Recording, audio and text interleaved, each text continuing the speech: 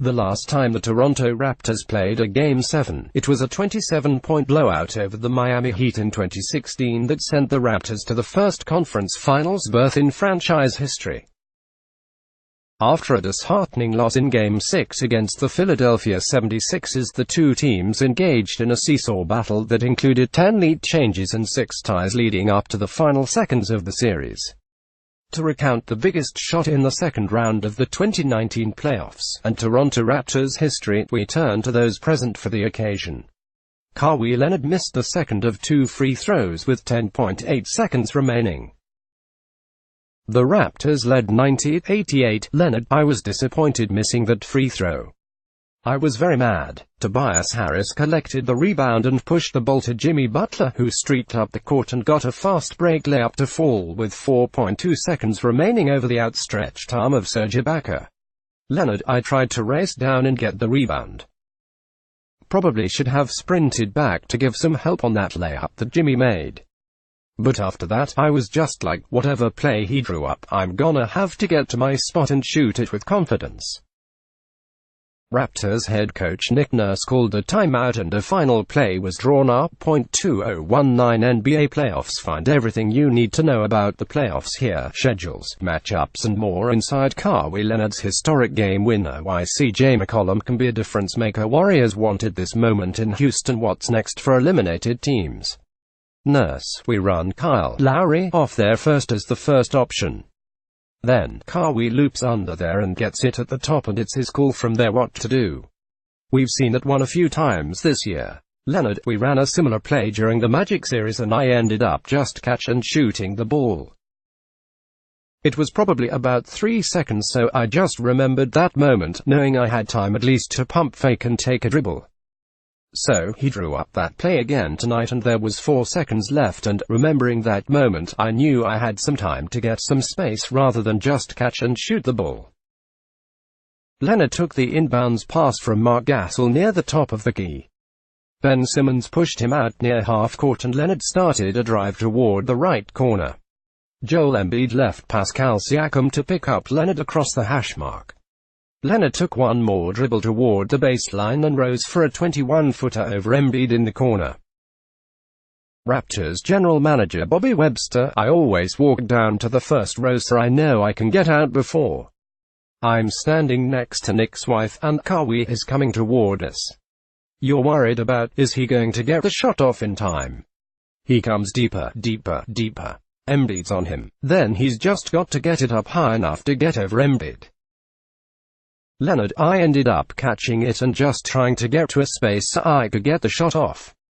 Embiid was guarding me, but he's taller and longer than me, so I ended up finding a spot that I like, that I work on. I knew I had to shoot it high. A couple of possessions before that I had the same kind of shot from 3 and it ended up coming short. I had to put it up even higher than that." Scotiabank Arena security guard Bada Biatoni: "I was standing with one of my friends here and I called it. I told him, Kawhi's gonna take this.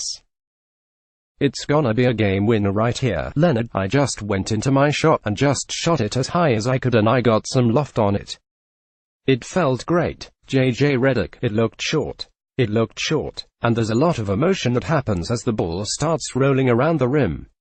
4 bounces. Webster: "Front of the rim. I will say when it hit front of the rim I said, it looks a little different than normal. You know, it looked a little different than normal, right? Butler: "He hit a tough one. You tip your hat to that. He's an incredible player. We know it. Y'all know it.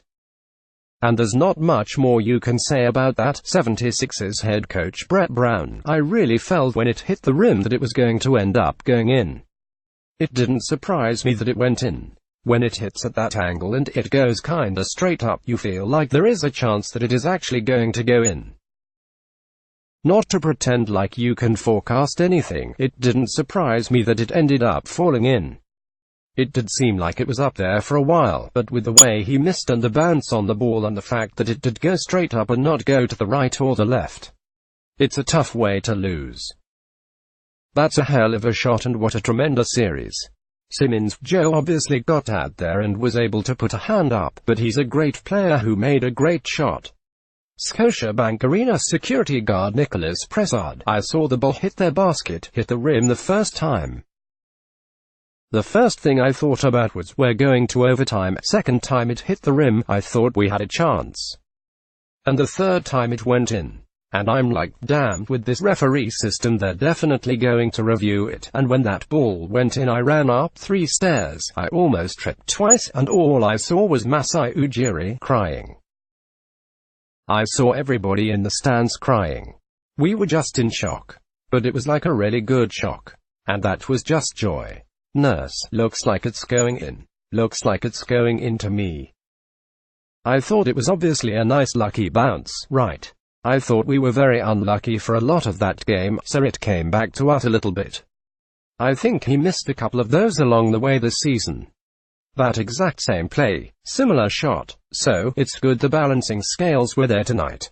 Embiid, Game 7, losing the game that way. Last shot, after a hard-fought game. I feel like we had a chance. A lot of things go through your mind. It sucks. I can't explain it. It just sucks. Lowry, superstar. In 2001, it didn't fall for Vince Carter. In 2019, it fell for Kawhi. ESPN's Kevin Arnovitz contributed to this story.